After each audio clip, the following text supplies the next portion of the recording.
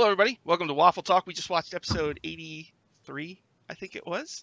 And we have a special guest today. It is Rachel Seeley. Rachel, thank you so much for being here. Thanks for having me, guys. I'm having a lot of fun. Rachel has been playing Miranda on Dice Camera Action for a while, and she will not die. So she just keeps coming back. It was insane. It's between you and me, it's a constant surprise that I survived an episode. Really? Yeah. Yeah, I was just telling Chris, I was saying, every single week I go, no, this is her last one. This is the last episode she does. And I still somehow make it out. Yeah. He has taken a shot at you every episode. Like. Mm-hmm. It's always ended with either me getting backstabbed or charged by an owlbear or tried to banishment. Yeah. Banish. Now, I think that's the one that sends you to your home plane, right? Mm-hmm. Yeah. So what would that be for Miranda? It'll just be the prime material, I guess? Just back to Omu? Yeah, I think she'd be... Well, actually, I think she would probably just bamf back to, like, the Feywild somewhere. The Feywild? Wow. Yeah. Huh. So, can somebody recap the show for me? Because I missed pieces of it. Yep. Shauna, do you want to? Yeah, I can do that. So we figured out first things first. They have been 16 days in Shadowfell? So their hit points, or with 32 days, so each of their hit points are 16 lower, which probably brings DF and Strix to fairly low at this point. Yeah. And DF has his hit points in the low 20s. God, yeah, it's like low 20s. And it was mainly the two groups, the Paladin and the Shadow Kai, and the Waffle crew basically getting closer to each other. There was a wagon that approached delivering wine, and who was in there but Ezek. So Ezek was there, and he met up. That surprised me a lot. Yes, and he talked to Paladin, and then they encountered the Waffle crew, and Strix managed to get him to try and help them, and he also had a present for them. He brought the straw doll with him from Gauntlgrim, right? Mm-hmm. Yes. Also a concern and a surprise. Mm-hmm. A bunch of concerning things were here. And then they eventually, Paladin desperately tried to make a bunch of, like, ice dragons and failed. And then the group finally got to the inn, and Strix went up ahead, tried to pretend she was Strahd, and got backstabbed for and then all of her health. Yep. And then got again, so she's at two times death saves, and she has been transported back away from the Shadowfell at this point for the C Team episode. Yes. It was crazy because, like, when a guy goes down, like a character goes down, they're down. Usually, as a DM, I don't usually attack them again. But Chris just, like, he has 2 death saves. You're like, you're gonna die, So it's kind of like, geez, man, it's pretty cool. It's another DM's problem now. Yeah, he has no mercy. He never has. So, Rachel, can you talk a little bit about what it's like to come on the show in the middle of all this stuff? I mean, how has it been so far? It's a lot. There's a lot of stuff that I know about that obviously Miranda is learning about right now. She obviously had never heard of Strahd. She had never been to the Shadowfell, really. So it's a lot for her to take in. And I think for now she's kind of numbed to it. When you are set upon by a barrage of things and you're just trying to absorb it, and you're going, this is fine. This is okay. This is fine. And then later you're going to be like, oh, no, this is not okay. There's too much happening. She's a little overwhelmed to the point of accepting it for now. Yeah. What does Miranda think about the Waffle Crew characters? Like, does she like them? How does she feel about them? Yeah, she likes them, and I think she likes Paladin, or what she can see as who Paladin really is without the ring. She's definitely more fond of Strix and Evelyn and Diath. Diath is the same kind of, like, common sense, level-headed, intelligent kind of a person that she enjoys talking to, and she is the kind of person that likes to just make people happy. So she's always making flowers for everybody else with her staff. Yeah, she likes them. She's down for it. So, how was it tonight? Like, what were you thinking? Did you think? I mean, he tries to kill you once every episode, and it's pretty blatant. So, how are you feeling tonight? Scared shitless. I was terrified. I honest to God thought that this was my last night, and I don't know her circle very well. She's Circle of Dreams, and I had to go look it up and look up all the things that I could and couldn't do.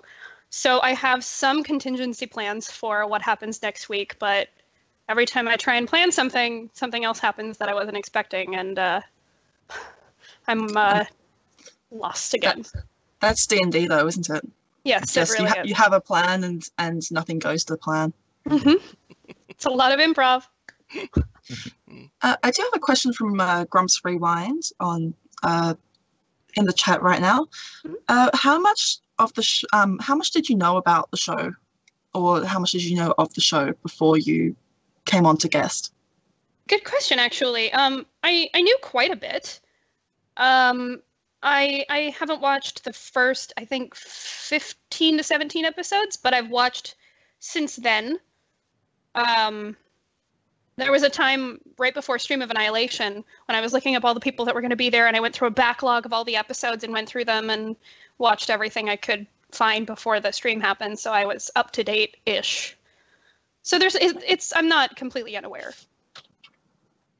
I am surprised that you're playing a new character and not your character Moira from Girls Guts Glory, given that one of your other party members was a guest during the Stream of Annihilation.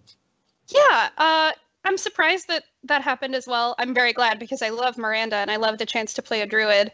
But I think that Moira, they already have a paladin, which would be tough for them, but Moira can't die. I think that would just be too tough to be a guest in the capacity where there's a real strong chance every single episode where I could die. And that would be hard to explain away for Miranda coming back to my show. Yeah. I think Chris just wants a chance to kill me. or to get the players to inadvertently end up killing you. Yeah. God. So, one part that I actually got nervous about was when you got on the horse with Lord Nihil. He's one of those NPCs that kind of, he's there, but we don't hear much about, And I was like, you should not get on the horse with that dude because he's got like a sack over his head or something, and he's like missing his face or something like that. I was like, oh no, because I mean, like if Nihil gets targeted with something and you're on the horse, you're gonna get hit too. That was kind of what I was thinking. Absolutely. I was thinking about that as well. Had a contingency plan for that. I'm always trying to plan for what if situations, but that's one of Miranda's faults, is that she's too trusting. She trusts everyone at first glance, and that's how she was with the party pretty much, is she said, oh, other people, okay, let's be friends, cool. And I think that she saw this guy and this horse that needed help, and that's her go-to knee-jerk reaction. Oh, this person needs help, I should be with them. Maybe you could find his face, put it back on. If you could find his face, yeah. Just stitch it back up. Yeah, it'll be fine. She'll just hold it in place and do your moves like 5 times in a row. Maybe it'll work. He's on a quest to find his face, It's true, actually. I think we got more questions. Shauna, did you have any questions? Oh, I saw a good one from Theo Brahma in the chat. What's the process for creating Miranda as a character? Was one of the things where it was kind of assigned, or was there some input into how it's going to be put up there? Well, actually, Chris just emailed me and he said, "Hey, do you want to guest on the show?" And I said, "Absolutely." And he goes, "Okay, here's your character." And so I had all the stats and equipment and stuff made up for me, and I just played within the parameters I was given. And I had no idea what Miranda was going to be like until they all started interacting, and I went, "Oh, okay, I guess this is the character now." That's how I find a lot of my characters, is I will take parts of myself, I'll take flaws or things that are unique about me and put them into the character and then amp them up as much as I can. It's something I learned in one of my clowning classes, which I hated, but I did it, is to take parts of you and just amp them up as much as you can. Clowning class? That's how I made it. Like clowning class, yeah. Did you do any mime stuff? Yep, I did. You did! I did mime stuff. I did. It was just part of I went through like 7 or 8 years of theater courses in college, and that was part of what we did. Wow. Yeah. I don't think anything prepares you better for D&D than theater. Yeah. Agreed. Yeah, definitely. Either that or planning. Mm-hmm. Yeah. And I think those are always the players that are the most interesting to watch, are the ones that get into the acting of it. But that's probably because I'm biased. I like to see actors. So, like, if Miranda just doesn't die every week, are you willing to just keep coming back? Yeah. Chris and I have sort of talked about it. There's no cemented plan right now. Mm-hmm. It was sort of left up in the air. I think if the party wanted her to be there, maybe. I've also been reading a lot of the Reddit and the feedback from other people and how they have reacted to Miranda and if she becomes a permanent member to the party. I don't want to like come in and disrupt any kind of dynamic they have. I just want, if I came in, I would want to add to it. And not, take away anyone's limelight just to be a supporting character. But it would be fun. I will never say no to a chance to play D&D, basically. If Chris asked me, I'd say yes, selfishly, because I want to be there and I want to play. Yeah, maybe. Who knows? With Chris Perkins running your game, what's it like? Like, how do you learn anything, or is there anything that surprised you, like, when you started playing with him? It didn't surprise me because during Stream of Annihilation, I was in his meat grinder. I watched that. That's right. And I survived for a long amount of time in that. Thanks to Chris Perkins, so he should have known. It's hard to kill me for some reason. I'm very lucky. I'm very, very lucky. That was awesome, that meat grinder. I loved that so much. It was so much fun. I want to do it again. The Eye of Karamba.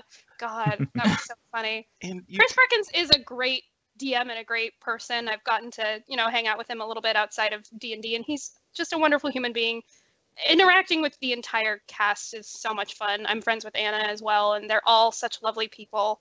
Chris Perkins is great. He can DM any of the games that I'm in anytime, and I will be totally pleased with it. He's great. I have a question for you. If Miranda's story was to come to an end sometime this season, what would be the way you want her story to resolve? What kind of goals or ambitions or even final words would you want her to have? I've actually been thinking a lot about that, and it all changed completely today when she made sort of contact with the Raven Queen. And Miranda is actually true neutral. I just have a very innocent way of playing true neutral because that's my default. Be nice to everyone.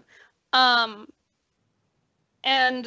I think that she has some kind of a connection in her character with the Raven Queen. There are several ways I'd want her to go. I'd want her to go either dying, taking the ring, or successfully taking the ring and either destroying it or being overcome by it and maybe becoming a villain. I think that would be cool. Or being taken by the Raven Queen and having some kind of a patronage with her. That would be really neat. There's honestly, whatever Chris Perkins comes up with, I have a feeling is going to be really good and poignant. So I trust him with whatever happens. The elf transformation to a Shatterkai takes a long time, right? But I suppose if she's a god, she could turn you into a Shatterkai if she wanted to, right? Yeah, I'd be down with that. Yeah. The Raven Queen is a very enigmatic figure, and this is probably, for a lot of people who haven't watched shows such as Critical Role, would be their first introduction to the Raven Queen as a character in a D&D streamed game. So I'm interested to see how Chris is going to play her. Yeah, for you guys that are like more up on the lore, is this consistent with like how the Shadowfell is usually like depicted? No, as far as the Raven Queen, 4th edition Raven Queen sounds very different from 5th edition Raven Queen. 4th edition Raven Queen had a very concrete story, and it didn't have the stuff that I heard Chris describe tonight. Was with she tried to cast a spell with some other elves and it failed. right? Mm-hmm. And then she went to the Shadowfell, and her people came with her. And over time, the Shadowfell, like, you know, she just became a deity of death. I mean, fourth, it's very different. She was goddess of winter. I think her name was Kala, I think. And she married Neril, the god of death. He's actually a Greyhawk deity. And she betrayed him and took his spot, you know. And then in the 4th edition, the main path, it's all about Orcus trying to kill her and take her place. And he's got this big shard of evil. And there's a really great painting by William O'Connor and all that stuff. But this Raven Queen, so the 4E Raven Queen is like this, you know, pale lady with long blonde hair. And she's very benevolent as well. She's a good god of death. Yeah, she is pretty. Yeah, she's like on the side of the good guys. But the 5th edition one he's describing is like twigs. Is that right? I didn't hear the whole description, but was it like as an old crone? Yeah. Oh, it's an old crone. Oh, I read just a tiny bit of what, because I wanted to prepare and I wanted to know. Raven Queen in 5th edition is true neutral, which is why I thought there was a lot in common between her and Miranda. Especially with this backstory that we were just given. And I like the Raven Queen because she differs from campaign to campaign. Matt Mercer's is completely different than Chris's. And I love her. Yeah. She's so malleable. I haven't seen Critical Role. How does he portray her on that show? Enigmatic, but always knows what's going to happen and has her own reasoning for things, but is overall quite benevolent. And I mean, anti-necromancy, she was anti-Orcus, anti-Vecna. And Shauna's also seen Critical Role, so would also. Yeah, that's pretty much him. Yeah, like you said, the Raven Queen is the most different of the gods as far as like from campaign to campaign that I've seen. Like, it's interesting. Now there was a part in the show, Miranda gave. Was it a raven that she gave? She gave a wand to, right? Was that, you say call it the yew wand? Yeah, it's made of yew. Yeah, it's just a wood. Y-E-W, like the wood. Yeah. Oh, okay. Yeah. It was her druidic focus. Oh, the yew wand. Because I was like, do you mean E-W-E? Is that like a sheep or something? Or just like there's a letter U that stands for something? I was like, what's the yew wand? I don't know what that is. No, made of wood. Yew. So she gave, the Raven Queen wanted a trinket from Miranda, and so Miranda gives the yew wand, and then did she bring it to Paulton? Is that what happened? No, I think the raven just flew off. Oh. I have a feeling it's very akin to medieval jousting matches where you would give a trinket to someone and be like, "Hey, if I win this battle, you and me," kind of a thing. Oh. If I by giving it, what I assume is by giving it to the raven and it taking it to her, she can see what happens in this battle and deem whether or not Miranda is worthy for who knows what. Oh, that's very interesting. So maybe he's got something in mind for you with the crone. Now, she's a crone and she's got twigs on her. Is that the deal? She's a walking bird's nest, is what I'm interpreting. Yeah, like I think really from the ritual. Yeah, it's just like she's just like a twig creature, something like that, like in Shadow or something, right? And now I'm wondering if that's just one of her forms. Yeah, right. Or if that's how she actually is. I'd love to see that. Yeah, she showed up once before on the episode where Evelyn didn't die. And she was just a big pile of twigs with birds in it.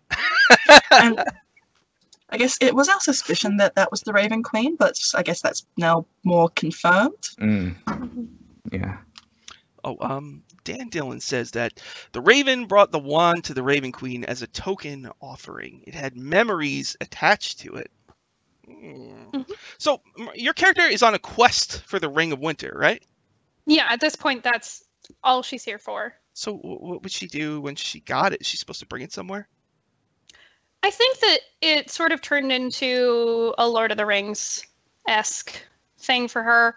She is the Frodo attempting to maybe destroy it. At least I hope she's the Frodo. She's either the Frodo or the Bilbo. She either will... If she ends up getting the ring in the first place, which God only knows, she will either find a way to destroy it or be overcome by it. I feel like there's a few options that she could take. well, given her connection to the Feywild, she could possibly go back to the Seeley courts to give it to the Queen of Summer to destroy it. Or if she has this connection to the Raven Queen, possibly give it back to her, the creator of the ring. Yeah, that's entirely possible as well. Well, I mean, I at this point, I'll see what happens if I even get to the point of having the ring. Because who knows?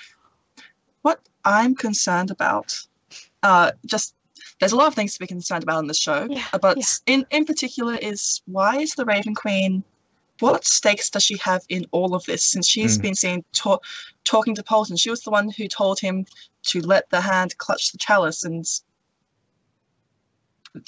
who summoned him to the Shadowfell apparently in episode 52. I'm concerned about her perhaps not being as neutral a party as we think. I was worried about that as well. If maybe she wants him to be there just to create a domain for her so she can kill him off and take the ring, and now she has this domain that she is lord over in his place, in Polton's place. That was a thought. She made the ring, right? Yeah. Yes. Well, yeah. Was the ring part of that story with the spell she cast? Is that, or is it separate? It actually wasn't. They didn't mention it. The ring was made by her. I believe that is mentioned in the item description in Tomb of Annihilation. Really? It is connected to her.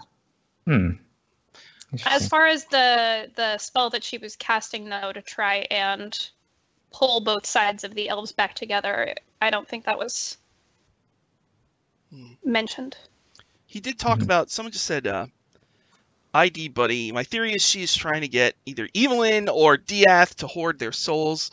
He did mention tonight that the Raven Queen collects unique souls and I guess stores them away. So maybe she wants the crew's souls. I'm sure Evelyn's soul has a lot of... it's a unique soul, right? With the whole Lathander thing. And then that was the other thing. I was thinking, when Strix first went down, most of the party has those second souls, like the larva or whatever. And so it's like, if she dies, she doesn't die, right? So at first I was thinking, oh, he's just going to, he's going to kill her because who cares? She can just come back, But that's still there too. And I don't know how the Raven Queen, if the Raven Queen cares about that or...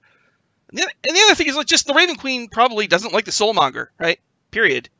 Because it's stealing souls from her, right? Yeah, someone did say Diath does have an ancient soul, so... That's right. You're right. He'd be a pretty nice target. I almost wonder if she's sort of akin to Hela in Norse mythology, where she's actually just truly a true neutral god, but very much into the interests of her domain, of the domain of death. See, Hela in, I don't know if you guys saw Thor Ragnarok, but that's how I picture the Raven Queen, kind of. Maybe not so evil, but she was so awesome in that movie. She's so cool. I love Cate Blanchett. I was like, that's how I'm running the Raven Queen. If that ever happens, she's so awesome.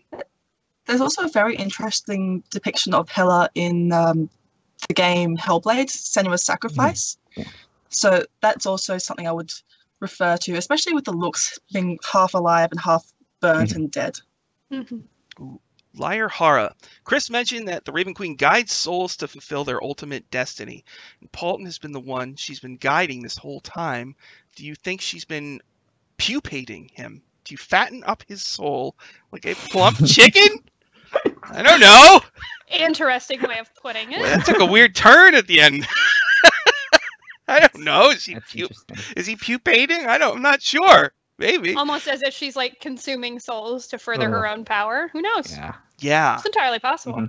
Yeah. I think the hard thing is that we know very little about this version of the Raven Queen because I believe that a lot of this is going to be in Mordenkainen's Tome of Foes. We're going to get more information on some of the elf race schisms and on the Raven Queen and on the Shadok Eye.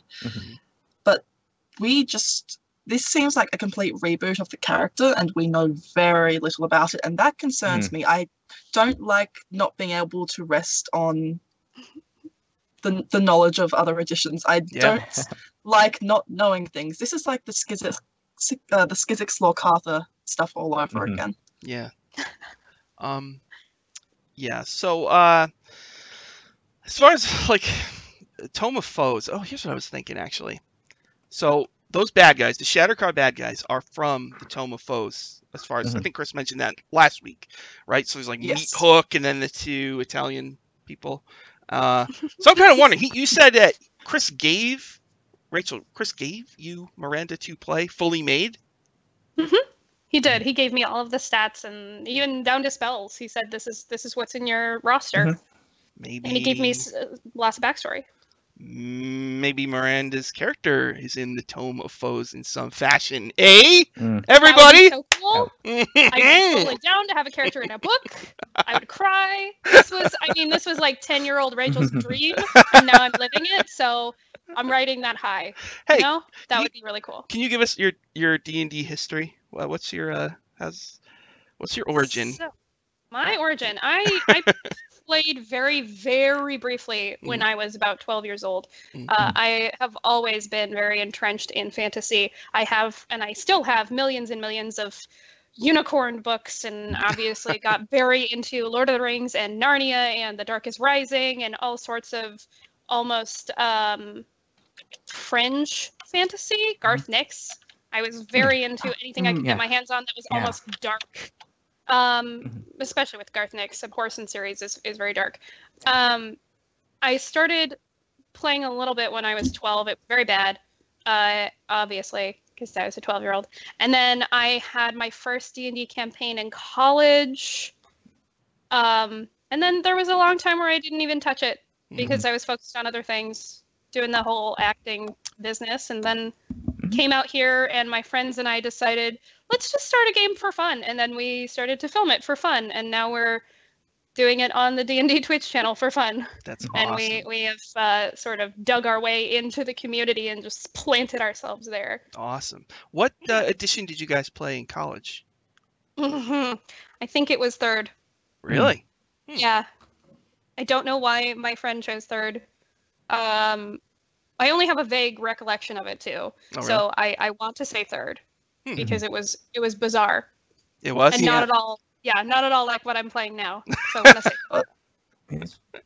Third is just so rules heavy, and it feels like you're trying to game the game. Yeah, game exactly. The system when you're playing it. I think that was part of the reason I ended up abandoning that group, was because I wanted to be there for the story and combat and rules are all cool, but the story is what keeps me interested. And we didn't get to lean on that too much because there was too much rules bickering in that group specifically. Oh, I see. Yeah. Yeah. What was your character? I don't know if anybody. I care about this stuff. I'm just curious. What kind of character do you make? Do you remember? The most basic thing in the world, a human barbarian. Oh, okay. That's cool. Because that was at the time where I only played tanks in MMOs, so I was like, yeah, I'm going to tank again. Oh, okay. So bad. Wow. Yeah, barbarian. Yeah. I usually do that too. I'm human fighter. I like it nice and simple. Yeah. It's fun. I just like to jump on stuff. That's what I like to do. Shauna and I have a brand, and that brand is Tieflings. Spellcasting Tieflings. I haven't gotten to play a Tiefling yet, and I want to so bad. It's fun. Do you think you'll be trying out any of the Tiefling variations that are coming out in Modern Kynans? Oh, yeah. Would love to. Absolutely. I just need to get more campaigns going, and then I can play another character. Really? I already have a lot of characters. I have a whole folder full of things that I'm currently playing, or things that I could pull out at a moment's notice to join a group. Are you playing any offline games? Oh, yeah. You are? Really? Yeah. Wow. Oh, my God. Wow. So I am playing in one where I get to play a water genasi who... Yes. Yeah, she's a lot of fun. She wasn't socialized with humans. She spent most of her time in the forest, and she's very, good friends with plants and animals and things like that. So the first human she met was a little boy who named her Robert. And so that's the name she goes by. Her real name is Thistle, but she goes by Robert. Because that 6-year-old boy said, that's your name. And she went, yeah, okay. That's adorable. She's a lot of fun. I have my best friend and I, for a campaign, made the most ridiculous characters in the world. They're 2 twin dwarves. They are preteens. They don't really speak common except for curse words. They're like those children you see at Disneyland that are on leashes, the little backpack leashes, and you look at their parents and you see that they're kind of dead in the eyes. That's the rest of the party. We are the toddlers. They're the most ridiculous beings I've ever seen. And my character's name is Boot, and my best friend's character is Pigeon. So Pigeon has like 3 little beard hairs, and Boot can't grow facial hair, so Boot just braids their hair in front of their face. They're ridiculous, and I love that. That's precious. Yeah, you should definitely. They're really good. They're really obnoxious. That sounds awesome.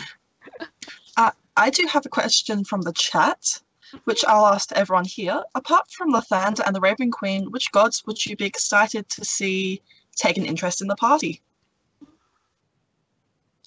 Or even in your own individual characters? That's tough. I would want to see Helm, just because I always want to see Helm, and I think there's a lot of variance in the ways you can play him. That would be fun to see how Chris Perkins takes on Helm, a being like that. I always assume Chris is going to work Vecna into something. It seems like he loves Vecna, and Vecna has always got a little something in almost everything he does, including in the old. I don't want to go off on a tangent, but I find this very amusing. In the 4th edition Path, the Raven Queen thing, you have to go to this place called Death's Reach, and Vecna has an agent, or I think. Oh, actually, no, I think this is from the Encounters book. I think it's a Sean Murray adventure. But there's a big angel lady, and her name is Vecna's Secret, and I like. I love using Vecna's Secret in everything I can. It's like, who are you? It's like, I'm Vecna's Secret. And they're like, oh my, whoa, and it's like, awesome, and it's like, yeah, it's Vecna's Secret. That's her name, this is good. All right, actually, who would you like to see, Shauna? Yeah. I have a favorite. Like Ilmater is always one of my favorite. I think I like that kind of like sacrificial god sort of thing happening. Yeah. Ilmater's good. I personally think that maybe Chris might introduce Timora because of the link with Acquisitions Inc. Or maybe even if he starts introducing the Myleiki and Malith story from the C team. Yeah. Before I forget, they started. They print books on the DMs Guild, and they started doing hardcovers. So I got the hardcover of the Sigil book, and it's freaking awesome. So if you want, anybody in the chat who wants one, just email me powerscorerpg@gmail.com, and I'll just like roll a d20 and see, and one of you I'll just send it to you, okay? Because it's awesome. And also I just want to thank everybody because I'm like this close to being a Twitch partner, and it's all because of the people watching the show, and I really appreciate it. So thank you all very much. So just send me an email and I'll send you the book, all right? So okay. I watched Shit Goes Down episode 1. So yeah, I don't know how much you want to spoil, if it matters. I don't know. The beginning. Can I say what happened? Yeah, go for it. It's right. The very beginning. So all right, everybody. So first level party, right? So it starts off. They're like, oh, we're going through the cavern and tunnels and stuff for weeks. That's cool, right? Oh, there's a hooded person up there, right? And so they start to talk to the thing, and it won't talk back. So one of them approaches it, and it's like, oh, it's a mind flayer, and it like just tentacles, 55 damage, extracts their brain, and they are dead. And that's how the whole show starts. And I was like, what is going on here?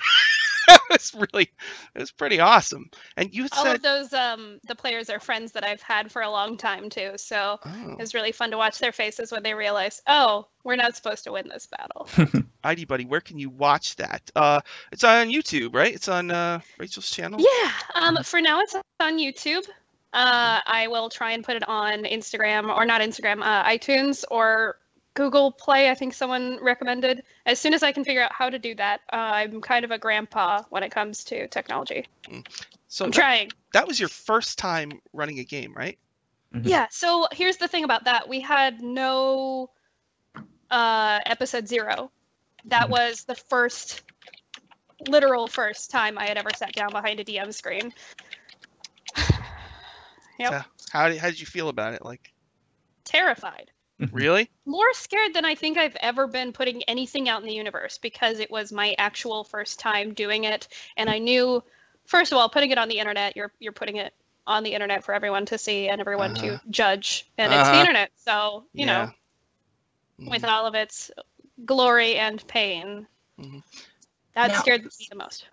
For people who haven't watched the show yet, how would you describe your show? What can you tell us about it to sell it to us? It sort of follows the vein of the fantasy that I enjoy, which is it has a little bit of a darker bent, and I am making up everything except for gods and most gods and things like that. I'm making up everything, the entire world. I've started building my own world map, all of the towns, some of the monsters, some of the items, some of the spells they come across, all of the NPCs, of course, are all things that I have made up because I didn't find a place I really wanted to start, so I just made one. It's a little bit of a darker fantasy. Dayport, right? Is that what it's called? Dayport. Yeah, that's the first town they're in. And it has a library. Yes, it does. I like the guy's name. I think his name is Yurth. But it's like blue. Oh. It's supposed to be like Blue Earth, basically. Is that? Yeah, Yurth Sea Squall. He's our sailor paladin.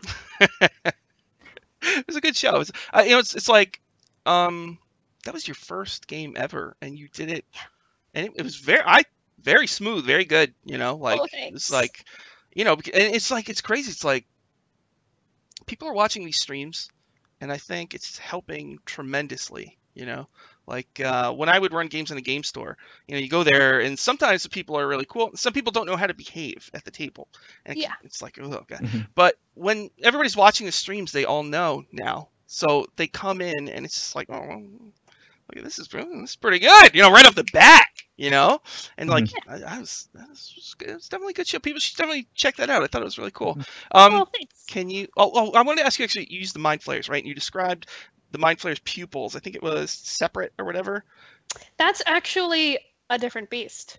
There are two beasts that they see. There's the mind flayer in that black monk robe, and then 1,000 eyes that show up in the darkness behind it. Right. It's a separate thing. Ooh, that's right.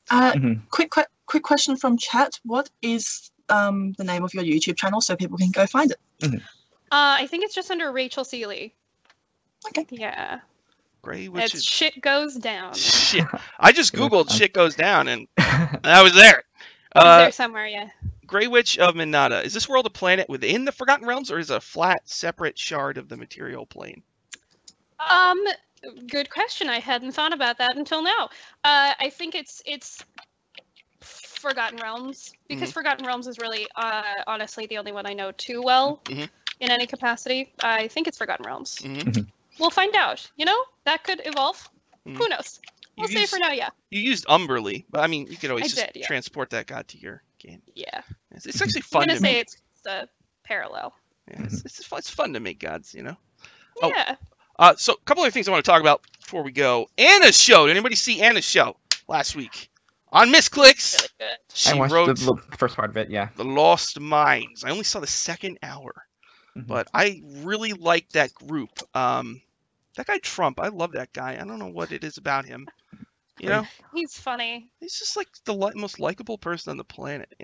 So he does host his own show on the D&D Twitch channel, which is Heroes Graveyard. Oh, really? He does? Yeah, he does. He's part of that group. And so she was using Roll20, and I tried Roll20 once, and it's like really complicated. So she did good, and her DM uses it all the time, so she was using it pretty well. And I'm like, oh man, if you can use Roll20, if you can master it, you can probably do a really good show. Oh, so Rachel, would you ever? Right now, your show's a podcast. Would you switch to video, or do you want to just keep it a podcast? I think that for now I'm going to keep it a podcast.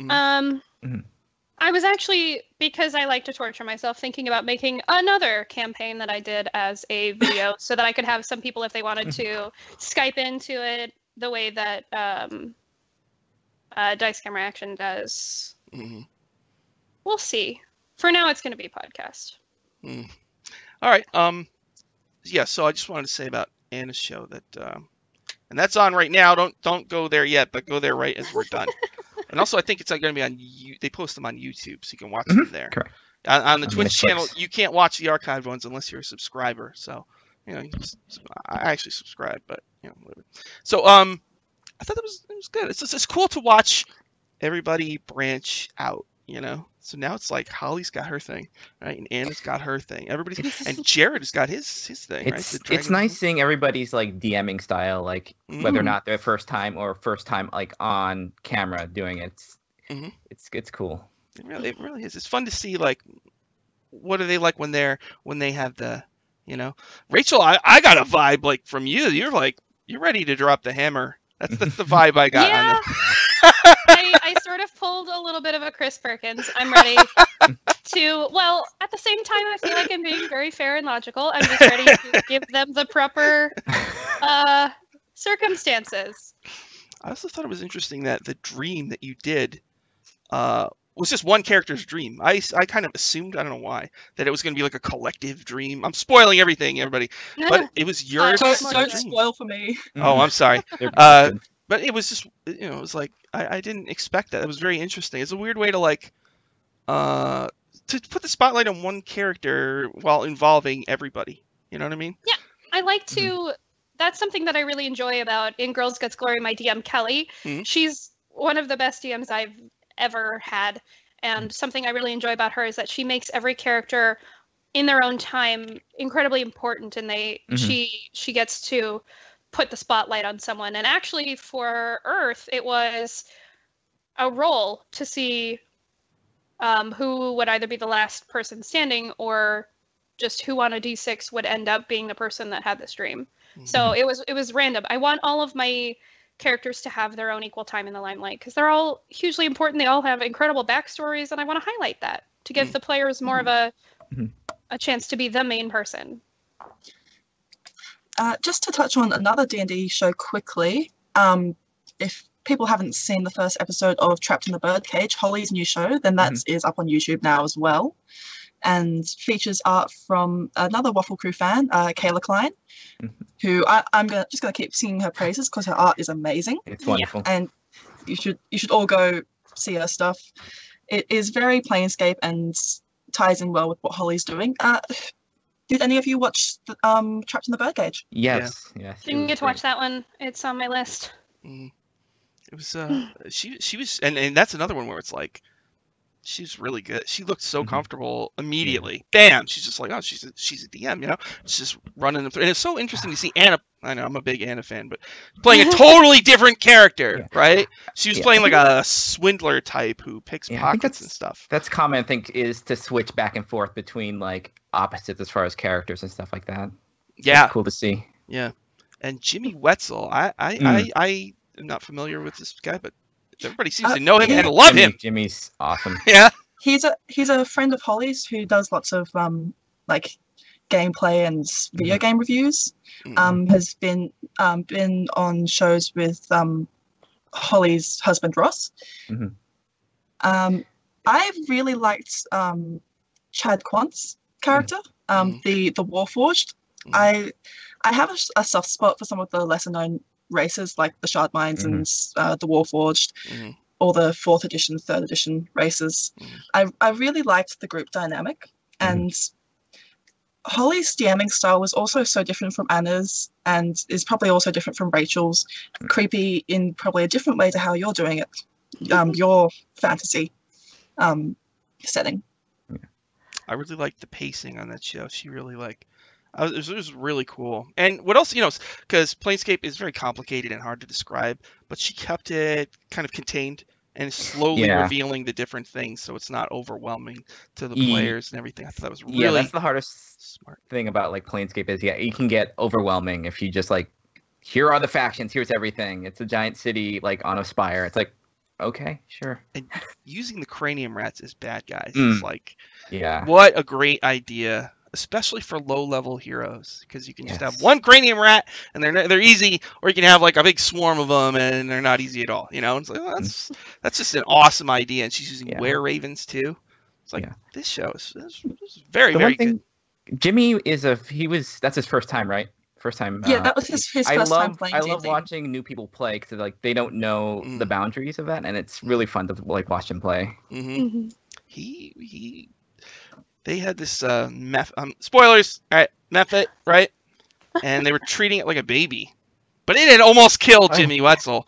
So he went over to it, and it was like, whoa, okay, we're getting a little, because the party didn't want that to happen. They didn't want him messing with it. It was like, oh my God, But I love the idea of carrying the method around and treating it like a baby, and it just kind of going along with it. I think that's a really funny idea. Good show though, right? Yeah. Yes. Awesome. Tremendous. I'm adoring it. Mm-hmm. It's a great primer to Planescape for people who haven't experienced it before and who may not know as much about it as us. Because I mean, for me, it's my favorite setting, so I just lap up all the content I can get from it.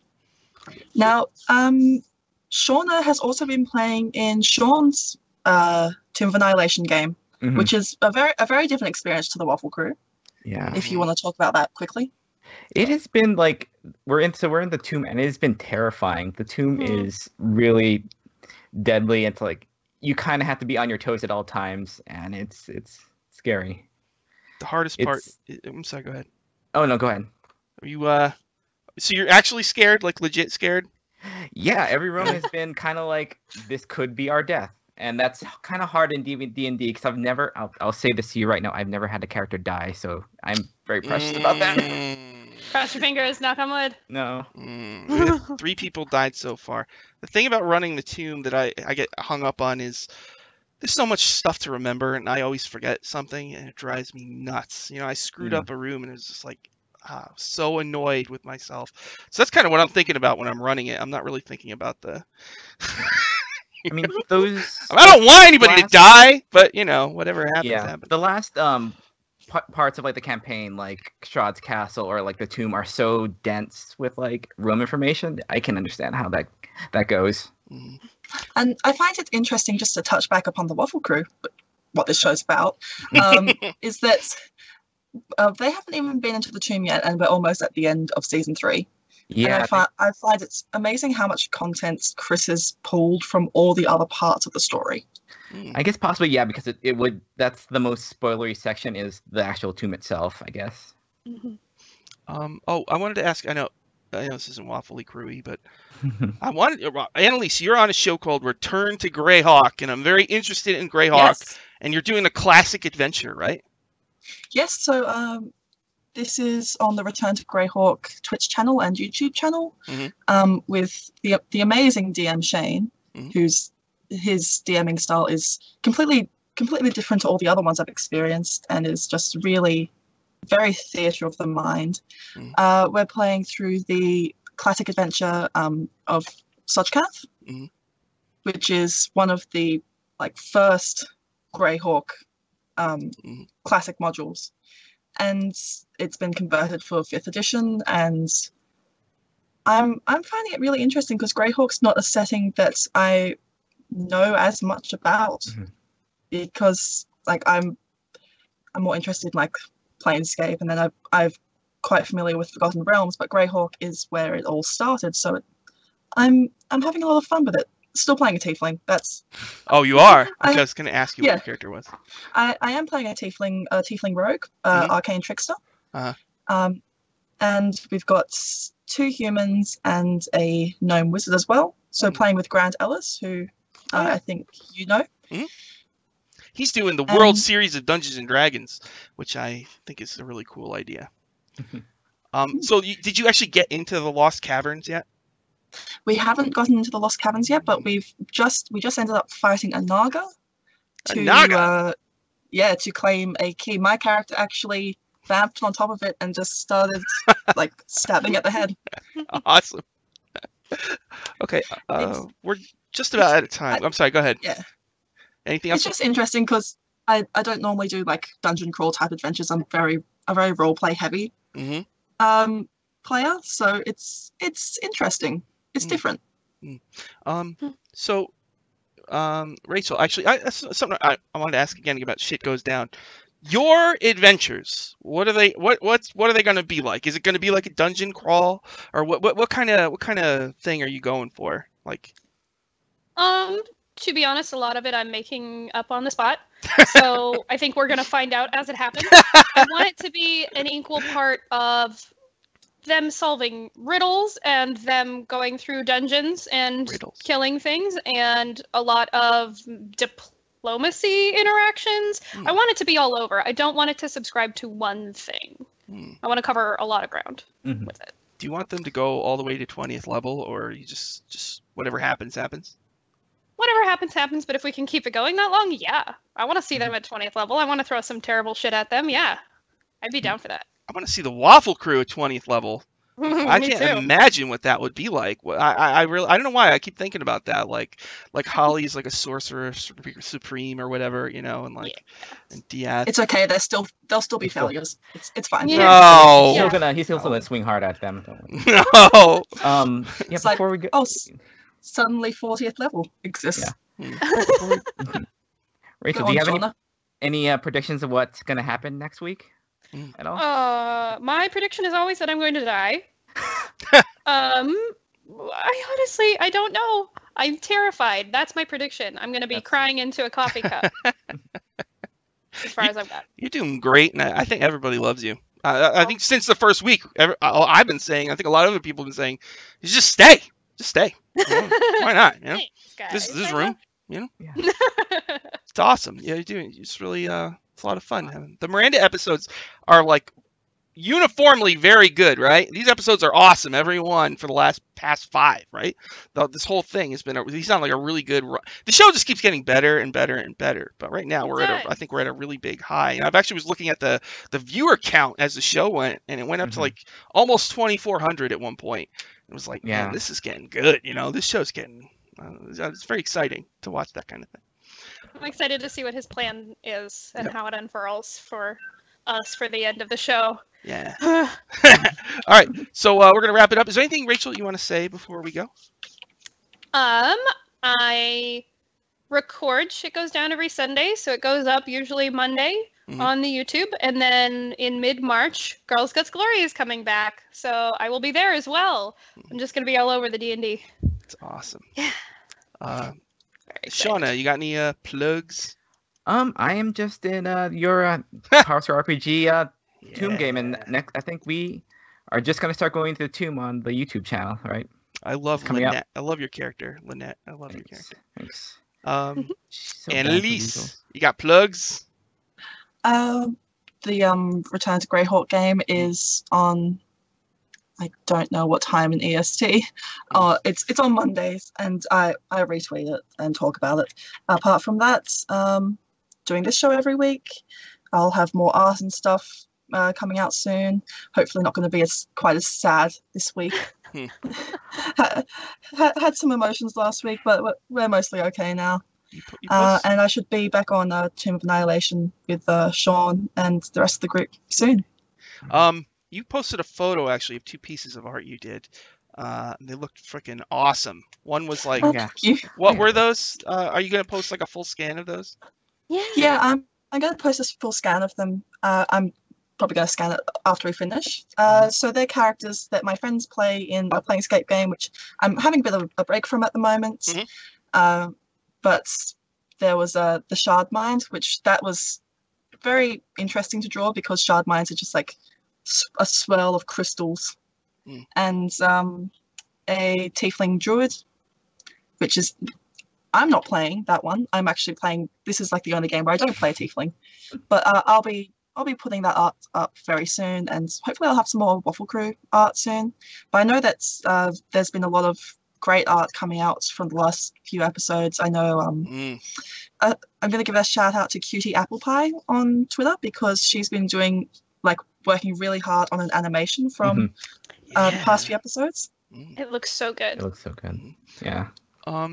You should keep doing art because I like using it on my show, and it's tremendous, and I like it. The one I can't wait to use actually is your the Evil and Werewolf one. I'm kind of saving that one for the right time. Yes. I like how the angle you took and everything. Tremendous. All right. So for Power Score, I'm gonna post a bunch of recaps tonight and all that stuff. And Thursday I'm gonna do Tomb. Saturday I'm gonna do Tomb. Sunday, I'm doing Dungeon Academy, the show that proves that people who watch Dice Camera Action are good players. They're all just fans of Dice Camera Action. As soon as they started playing, they knew what they were doing and they were really good. It's like it's tremendous. It's like it's awesome. So I would say to anybody watching, if you have been watching these shows but you haven't played, go ahead and play because you're probably going to be a good player. I don't know what it is, but Dice Camera Action seems to breed kind of good players because you see how to behave and all that kind of stuff. It seems to work out really well. So I would, and don't be. I know it's scary to be a DM, but the world needs DMs. So just give it a try. It's not. It's scary, I guess, but if it's really worth it. I think, right, Rachel? Is it worth it? It is. It's absolutely worth it, and it's not as hard as you think, actually. Yeah. A lot of times you just do it. You just sit there while they talk, right? Yeah, actually, yeah. Sometimes you roll a dice just to make them nervous.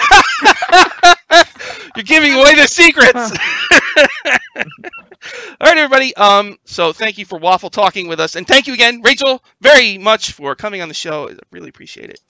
Thanks for having me, guys. Right. And we will see you all next week. Thank you very much. Have a good week. Bye, everyone. Bye.